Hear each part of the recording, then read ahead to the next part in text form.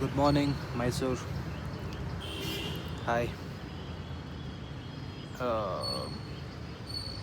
ನಿಮಗೆ ಇವತ್ತು ಮೈಸೂರಲ್ಲಿದ್ದೀನಿ. ಸೊ ಇದೊಂದು ಹಾರರ್ ಸ್ಟೋರಿ ಹೇಳೋಣ ಅಂತ ಅಂದ್ಕೊಂಡಿದ್ದೀನಿ. ಸೊ ಈ ಹಾರರ್ ಸ್ಟೋರಿಯಲ್ಲಿ ಒಬ್ಬ ಇಂಜಿನಿಯರಿಂಗ್ ಸ್ಟೂಡೆಂಟು ಈ ಯೂಶ್ವಲಿ ಇಂಜಿನಿಯರಿಂಗ್ ಕಾಲೇಜ್ಗಳು ಈ ಕಾಡು ಗುಡ್ಡ ಪ್ರದೇಶ ಅಂತ ರಿಮೋಟ್ ಪ್ಲೇಸ್ ಏರಿಯಾಗಳಲ್ಲಿ ಮಾಡ್ತಾರೆ. ಅದೇ ಥರ ಇದೊಂದು ಇಂಜಿನಿಯರಿಂಗ್ ಕಾಲೇಜು ಯಾವುದೋ ಒಂದು ರ್ಯಾಂಡಮ್ ಪ್ಲೇಸ್ ಆಯಿತಾ. ಇಂಜಿನಿಯರಿಂಗ್ ಕಾಲೇಜಿಂದ ಹಾಸ್ಟೆಲ್ ಬಂದು 1.5 ಕಿಲೋಮೀಟರ್ ಡಿಸ್ಟೆನ್ಸ್ ಇದೆ. ಆ್ಯಂಡ್ ಇದು ಕಾಡು ಕಾಡಿರುವಂಥ ಜಾಗ. ಆ ಸ್ಟೂಡೆಂಟು ತುಂಬ ಇಂಟ್ರೋವರ್ಡು. ಅವನು ಯಾರಾದ್ರೂ ಜಾಸ್ತಿ ಮಾತಾಡ್ಸಲ್ಲ, ಫ್ರೆಂಡ್ಸು ಸ್ಟೂಡೆಂಟ್ಸ್ ಯಾರೂ ಇಲ್ಲ, ಹೀಗಿರುತ್ತೆ. ಒಂದಿನ ಏನಾಗುತ್ತೆ, ಇಂಟರ್ನಲ್ಸ್ ಟೈಮು, ಫ್ರೆಂಡ್ಸಿಗೆ ಓದ್ತಾ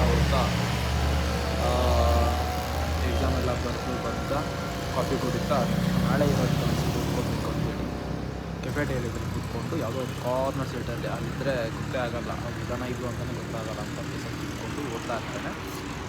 ಓದ್ತಾ ನಿದ್ದೆ ಜಾರ್ತಾನೆ, ಮಲ್ಕೊಬಿಡ್ತಾನೆ. ಕಣ್ಣು ಬಿಟ್ಟು ನೋಡಿದರೆ ಕತ್ತೆ ಆಗೋಗಿದೆ, ಸುತ್ತ ಯಾರೂ ಇಲ್ಲ. ಯಾರು ಇವನ್ನ ಎದೊಳ್ಸೋಕ್ಕೂ ಬಂದಿಲ್ಲ, ಯಾರೂ ಇಲ್ಲ. ಸೊ ಇವನಿಗೆ ಗಾಬರಿ ಆಗುತ್ತೆ. ಇವನಿಂದ ಬರ್ತಾನೆ, ಸೀದಾಗಿ ಹೋಗ್ತಾನೆ. ಕಾಲೇಜ್ ಗೇಟನ್ನು ಕ್ಲೋಸ್ ಆಗಿರುತ್ತೆ, ಕಾಂಪೌಂಡ್ ಹಾರ್ತಾನೆ, ಜಂಪ್ ಮಾಡಿಕೊಂಡು ಹೊರಗಡೆಗೆ ವಾಕ್ ಮಾಡ್ಕೊಂಡು ಹೋಗ್ತಾನೆ. ಹಾಸ್ಟೆಲ್ಗೆ ಹೋಗಬೇಕು. ಕಾಲೇಜ್ ಹಾಸ್ಟೆಲಲ್ಲಿ ಅವನು ಸ್ಟೇ ಮಾಡ್ತಿರೋದು. ಈ ಹಾಸ್ಟೆಲಿಗೆ 2 ದಾರಿ ಇದೆ. ಒಂದು ಕಾಡು ಮಧ್ಯ ದಾರಿ, ಇದು ಶಾರ್ಟ್ ಕಟ್. ಇನ್ನೊಂದು ನಾರ್ಮಲ್ ದಾರಿ, ಇದು ಒಂದು ಕಾಂಕ್ರೀಟ್ ರೋಡಿಂದ ಮಾಡಿರುವಂಥ ನಾರ್ಮಲ್ ರೋಡ್. ಅದು ಅಲ್ಲಿಂದ ನಾರ್ಮಲಿ ಎಲ್ಲರೂ ಅಲ್ಲೇ ಓಡಾಡೋದು. ಇವನು ಆಲ್ರೆಡಿ ಟೈಮ್ ಆಗಿತ್ತಲ್ಲ ಅಂತ ಹೇಳ್ಬಿಟ್ಟು ಏನು ಮಾಡ್ತಾನೆ, ಆ ಕಾಡು ದಾರಿಯಲ್ಲಿ ಹೋಗೋಕ್ಕೆ ಅಂತ ಹೋಗ್ತಾ ಇರೋತ್ತಿಗೆ ಇವನಿಗೆ ನೆನಪಾಗುತ್ತೆ. ಸೊ ಕ್ಲಾಸಲ್ಲಿ ಕಾಲೇಜಲ್ಲೆಲ್ಲ ಮಾತಾಡ್ತಿರ್ತಾರೆ ಏನಂತಂದರೆ, ಆ ಕಾಡು ಸರಿ ಇಲ್ಲ, ಕಾಡಲ್ಲಿ ದೆವ್ವಗಳಿದೆ ಅಂತೆಲ್ಲ ಹೇಳ್ತಾ ಇರ್ತಾರೆ. ಸೊ ಇವನಿಗೆ ದೆವ್ವದ ಮೇಲೂ ನಂಬಿಕೆ ಇಲ್ಲ, ದೇವ್ರ ಮೇಲೂ ನಂಬಿಕೆ ಇಲ್ಲ. ಆ ಥರದ ಏನಾಗುತ್ತೆ ಏನಂತ ಹೇಳ್ತಾರೆ ಅಂತಂದರೆ, ಏನು ಸುದ್ದಿ ಇದೆ ಅಂತಂದರೆ, ಕಾಲೇಜಲ್ಲಿ ಈ ಎಕ್ಸಾಮಲ್ಲಿ ಫೇಲ್ ಆದವರು, ಲವಲ್ಲಿ ಫೇಲ್ ಆದವರೆಲ್ಲ ಬಂದ್ಕೊಂಡು ಅಲ್ಲೇ ಬಂದು ಸೂಸೈಡ್ ಮಾಡ್ಕೊಳ್ತಾರಂತೆ ಅಂತ ಒಂದು ಸುದ್ದಿ. ಇವನಿಗೆ ಅದೆಲ್ಲ ನಂಬೋದಿಲ್ಲ, ಇವನೆಲ್ಲ ಅದನ್ನ ತಲೆಗೆ ಹಾಕೊಳಲ್ಲ. ಸುಮ್ಮನೆ ಹೋಗ್ತಾ ಇರ್ತಾನೆ ಹಾಸ್ಟೆಲು. ಆವಾಗ ಹೋಗೋ ದಾರಿಯಲ್ಲಿ ಒಂದು ಹಳೆಯ ಬಸ್ಸು ಅಂತಂದರೆ, ಈಗೆಲ್ಲ KA ರಿಜಿಸ್ಟ್ರೇಷನ್ ಅಲ್ವಾ, KA ರಿಜಿಸ್ಟ್ರೇಷನ್ ಆವಾಗಿಂದೆಲ್ಲ ಬೇರೆ ಥರ ಇತ್ತಲ್ಲ, CKM ಆ ಥರ ಏನೇನೋ ಬರ್ತಿತ್ತು, MC MEC ಈ ಥರ ಏನೋ ಬರ್ದಿರುತ್ತಲ್ವ ಅಂದ್ಬಿಟ್ಟು. ಆ ಥರದ್ದು ತುಂಬ ಓಲ್ಡ್ ಬಸ್ಸು, ಪಾಚಿ ಕಟ್ಕೊಂಡ್ಬಿಟ್ಟಿದೆ ಬಸ್ಸು. ಆದರೂ ವರ್ಕಿಂಗ್ ಕಂಡೀಷನ್ ಇದೆ, ರೋಡಲ್ಲಿ ಪಾಸ್ ಆಗ್ತಾ ಇದೆ. ಅಲ್ಲಿ ರೋಡೇ ಇಲ್ಲ ಆ್ಯಕ್ಚುಲಿ, ಒಂಥರ ನಡೆದು ದಾರಿ ಆಗಿರುತ್ತಲ್ವ, ಆಫ್ ರೋಡಲ್ಲಿ ಪಾಸ್ ಆಗ್ತಾ ಇದೆ. ಹೆಡ್ಲೈಟೆಲ್ಲ ಉರಿತಾ ಇದೆ. ಇವನೇನು ಮಾಡ್ತಾನೆ, ಹೋಗಿ ಅಡ್ಡ ಹಾಕ್ತಾನೆ. ಸೊ ಅಟ್ಲೀಸ್ಟ್ ಎಷ್ಟು ದೂರ ಹೋಗುತ್ತೆ ಅಷ್ಟು ದೂರ ಮಾತ್ರ ಹೋಗಲಿ, ನಾನು ಹಂಗೆ ಇಳ್ಕೊಂಡು ಹೋಗ್ಬಿಡ್ತೀನಿ ಹಾಸ್ಟೆಲ್ಗೆ, ಬಸ್ಸಿಗೆ ಅಡ್ಡ ಹಾಕ್ತಾನೆ. ಅದೇನೋ 40 ಸ್ಪೀಡಲ್ಲಿ ಇರ್ತದೆ ಬಸ್ಸು. ಕೈ ಅಡ್ಡ ಹಾಕ್ತಾನೆ, ಬಸ್ ನಿಲ್ಲಿಸ್ತಾನೆ. ಬಸ್ ನಿಲ್ಲಿಸಿದ ಕೂಡಲೇ ಬಸ್ ಹತ್ತಾನೆ. ಬಸ್ಸಿಗೆ ಹತ್ತಿ ಒಳಗಡೆ ನೋಡಿದರೆ ಅಲ್ಲಿ ಇರುವಂತಹ ಪ್ರತಿಯೊಬ್ಬ ಪ್ಯಾಸೆಂಜರು ಕೂಡ ಇವನನ್ನೇ ದಿಟ್ಟಿಸ್ಕೊಂಡು ನೋಡ್ತಿರ್ತಾರೆ. ಏನೋ ಇವನ್ನ ತಿಂದುಬಿಡ್ಬೇಕು ಅನ್ನೋ ರೇಂಜಲ್ಲಿ ನೋಡ್ತಾ ಇರ್ತಾರೆ.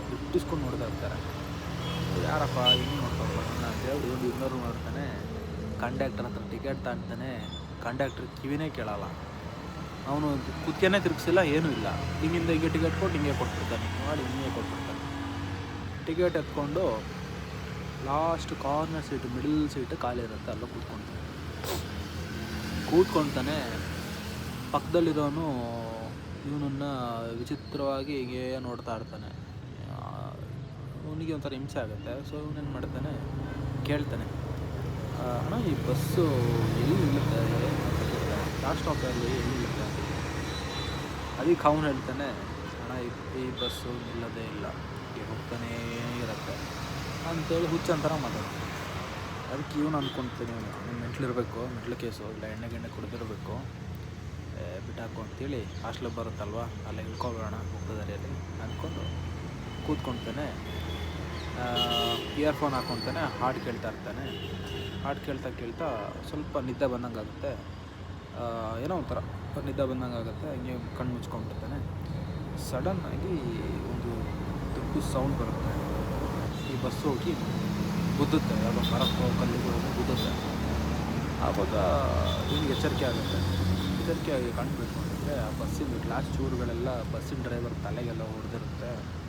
ಅವ್ನು ಬಸ್ಸಿನ ಡ್ರೈವರ್ ಕಣ್ಣೆಲ್ಲ ಹೊರಗೆ ಬಂದಿರುತ್ತೆ.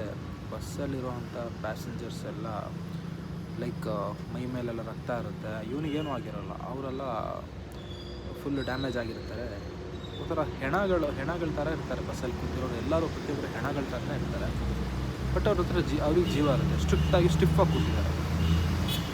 ಆ್ಯಂಡ್ ಇವನು ಎದ್ದುಬಿಟ್ಟು ಹೋಗೋಣ ಬಸ್ಸಿಂದ ಇಳಿಯೋಣ ಅಂತ ಎದೊಳ್ಳೋ ಟೈಮಲ್ಲಿ ಎಲ್ಲರೂ ಒಂದೇ ಸಮ ಎದೊಳ್ತಾರೆ. ಒಂದೇ ಸತಿ ತಿರುಗ್ತಾರೆ ಇವನ ಕಡೆಗೆ, ತಿರುಗಿ ಇವನ ಕಡೆಗೆ ನಡ್ಕೊಂಡ್ಬರ್ತಾರೆ ಎಲ್ಲರೂ ಒಂದೇ ಸತಿ ಬರ್ತಾರೆ, ನಡ್ಕೊಂಡು ಬರ್ತಾ ಇರ್ತಾರೆ. ಇವನಿಗೆ ಭಯ ಆಗಿಬಿಡುತ್ತೆ. ಫೋನ್ ಎತ್ಕೊಂಡು ಪಟ ಅಂತ ಮುಗ್ತಾನೆ. ಫೋನ್ ಆಪ್ರೇಟ್ ಆಗ್ತಿದಾರಲ್ಲ, ಏನಿಲ್ಲ. ಡ್ರೈವರು ಬರ್ತಾನೆ, ಮುಂದೆ ಬರ್ತಾನೆ, ಕಣ್ಣೆಲ್ಲ ಹೊರಗೆ ಬಿಟ್ಟಿರುತ್ತೆ. ಮುಖದ ಹತ್ರ ಬಂದು ಜೋರಾಗಿ ಕಿರಿಸ್ತಾನೆ. ಇವನು ಗಾಬರಿ ಆಗ್ತಾನೆ. ಕುತ್ತಿಗೆ ಹಿಡ್ಕೊಂಡು ಎತ್ತಿ ಕೆಳಗಡೆ ಪಡಿಸ್ತಾನೆ. ಕಾನ್ಷಿಯಸ್ ತಪ್ಪಿ ಕೆಳಗಡೆ ಬೀಳ್ತಾನೆ. ಅವನು ಕಣ್ಣು ಬಿಟ್ಟು ನೋಡ್ತಾನೆ, ಹಗಲಾಗಿರುತ್ತೆ. ಅವ್ರ ಅಮ್ಮ ಇರ್ತಾರೆ, ಅವ್ರ ಅಮ್ಮ ಜೋರಾಗಿ ಕಿರಿಸ್ತಾರೆ. ಏನು ಅಂದರೆ ನಮ್ಮ ಮಗ ಎತ್ತ ಕಂಡ್ರಿ ಎತ್ತ ಅಂತೇಳಿ ಅಮ್ಮ ಕಿರಿಸ್ತಿರ್ತಾರೆ. ಅಪ್ಪ ಬರ್ತಾರೆ. ಅಪ್ಪ ಬಂದು ಮಾತಾಡಿಸ್ಬೇಕಾದ್ರೆ ಇವನು ಹೇಳ್ತಾನೆ, ಅಪ್ಪ ಬಸ್ ಹೋಯ್ತಾ ಬಸ್ಸಲ್ಲಿ ಪ್ಯಾನಿಕಲ್ಲಿ ಕೇಳ್ತಾನೆ. ಯಾವ ಬಸ್ಸು, ಏನು ಬಸ್ಸು, ನೀನು 4 ದಿನ ಆಯಿತು ಕಂಡುಬಿಡ್ತಾನೆ, ಮಲ್ಕೊಂಡಿದ್ಯಾ, ಕಾಡು ದಾರಿಯಲ್ಲಿ ಮಲ್ಕೊಂಡಿದ್ದೆ, ಯಾರೋ ಗೊತ್ತಿರೋ ನಿನ್ನ ಅಕ್ಕ ಬಂದು ಬಿಟ್ಟೋದು ಅಂತ ಹೇಳ್ತಾನೆ. ಅದಾದಮೇಲೆ ಇವನಿಗೆ ಭಯ ಆಗುತ್ತೆ. ಇದೆಲ್ಲ ಏನಾಯಿತು, ಏನು ಕತೆ ಇದು ಅಂಥೇಳಿ ಭಯ ಆಗುತ್ತೆ. ಸೊ ಇನ್ನು ಇಂಟೆನ್ಷನ್ಲಿ ಒಂದಿನ ಏನು ಮಾಡ್ತಾನೆ, ಮತ್ತೆ ಕಾಲೇಜಿಗೆ ಹೋಗ್ತಾನೆ. ಅದೇ ಥರ ಟೈಮಿಂಗ್ಸಿಗೆ ಕಾಯ್ತಾ ಇರ್ತಾನೆ. ಮತ್ತೆ ಅಲ್ಲಿಂದ ಹೊರಗೆ ಬಂದು ನೋಡ್ತಾನೆ, ಅದೇ ಬಸ್ಸು ಮತ್ತೆ ಆ ರೋಡಲ್ಲಿ ಓಡಾಡ್ತಾನೇ ಇರುತ್ತೆ. ಈ ಸತಿ ಅವನೇನು ಮಾಡ್ತಾನೆ, ಆ ಬಸ್ಸನ್ನು ಅಡ್ಡ ಹಾಕೋದಿಲ್ಲ, ಸುಮ್ಮನೆ ಹೋಗ್ತಾನೆ. ಅದೇ ಪ್ಯಾಸೆಂಜರ್ಸು ಕಾಣಿಸ್ತಾ ಇರ್ತಾರೆ ಆ ಬಸ್ಸಲ್ಲಿ. ಸೇಮ್ ಪ್ಯಾಸೆಂಜರ್ಸ್, ಸೇಮ್ ಬಸ್ಸು ಅದೇ ರೂಟಲ್ಲಿ ಓಡಾಡ್ತಾನೆ ಇರುತ್ತೆ. This end of